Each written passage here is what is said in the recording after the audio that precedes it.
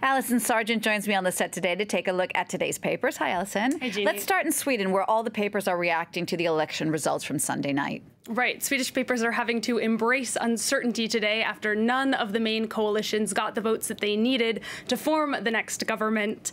They are completely split between the blocks. That's the headline on the front page of the Swedish paper Svenska Dagbladet. We see Sweden's prime minister there, whose Social Democrats got their lowest score in history on Sunday. It's the first time in over 100 years that the party has gone below 30%. Sweden's Metro News, meanwhile, has no words on their front page, just a big question mark. And we see there the Swedish prime minister again, along with his main rival for the top job, the leader of the moderate conservatives.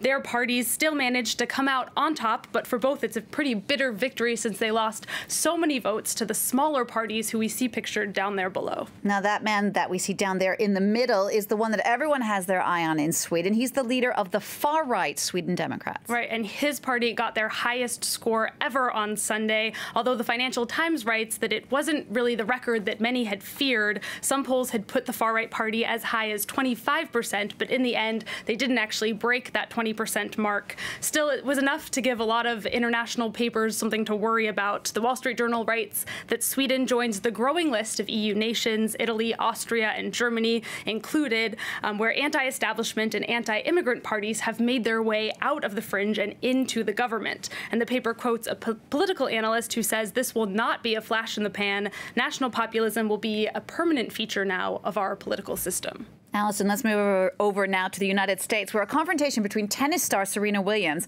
and the umpire of her U.S. Open final has sparked massive debate about sexism in tennis. Right, and the only thing that people are really agreeing on this morning is that what we saw over the weekend at this game was shocking.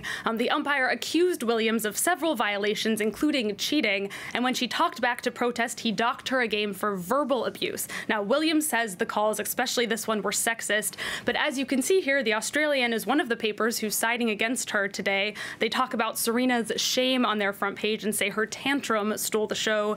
French paper Le Monde, I was surprised to see, is also siding against Williams.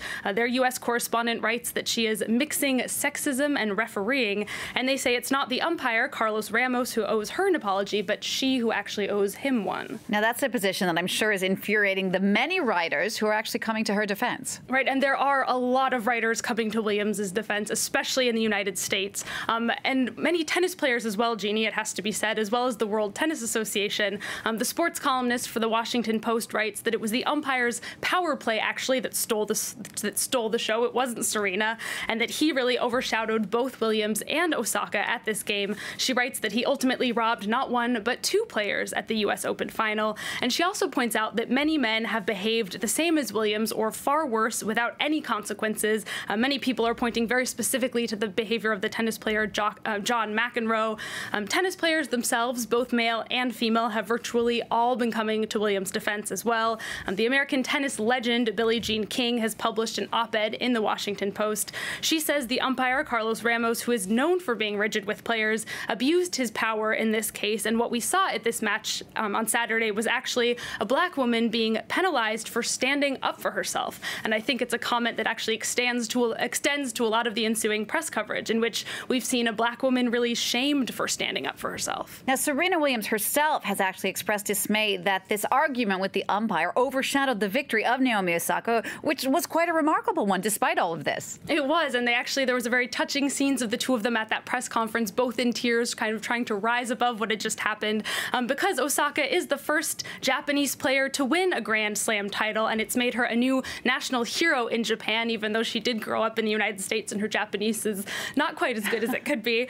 She was on all of the front pages of in Japan the Sunday after her victory, and the New York Times writes that her popularity is actually going to really help push racial boundaries in Japanese society, because Osaka isn't just American and Japanese, she's also half Haitian, or as some Japanese people might call her, she is hafu, which comes from the English word half, which means she's biracial. And some in Japan pointed out that Japan's celebration of her was actually a little bit hypocritical, because society traditionally has not been very accepting of people who aren't perceived as being pure Japanese. But according to the New York Times, well, that might be something slowly changing in Japan, and Osaka is just another push in the right direction. That reminds me of the French tennis player Mary Pierce, who was also American. When she won, she was French. Here, when she lost, she was American.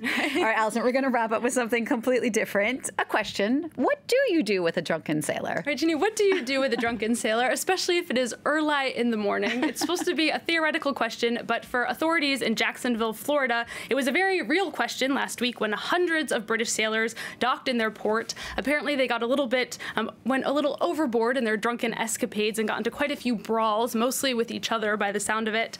In one case, police actually had to use a taser on a sailor who resisted arrest. The Royal Navy is now assisting the U.S. police with an inquiry into these incidents, but the local bartenders, according to this article, seem pretty unfazed. They say this is something that actually happens periodically. Quote, they come into town, beat the mess out of each other, then pick their teeth off the ground and remain good friends. Okay, not my cup of tea, but why not, as that headline says. Alison, thank you so much for that look at the press today. That's Alison Sargent. Thanks to you for watching. You can get a closer look, of course, at the press review on our website. That address is france24.com.